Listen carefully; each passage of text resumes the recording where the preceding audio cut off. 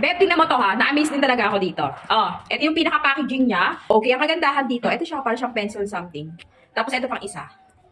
Oh, oy grabe, ang galing niya. Dual siya, Beb. Wait lang to pakita natin sa inyo.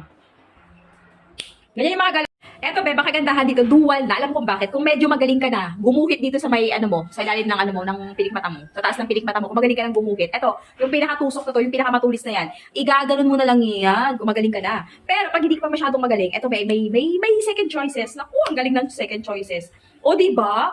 I bet ko tong second choices. Kasi ang purpose ng second choices na to, ayun, tinan mo yung pinaka-ano niya. Silipin niyo mabuti. Ayan, o. Oh. Ay, may sundahan. Yung parang may ano na siya, may pattern na siya gagayahan. Try nga natin sa atin. Dong, tingnan mo nga, tulungan mo nga ako kung tama ba itong gagawin natin. Baka magkamali ako eh. Ay, beb. Oh. Ayan. The other one. Teka lang. Dong, tingnan mo nga. Wait lang. Hindi ako masyadong magaling sa ganito. Sarili lang ako magaling.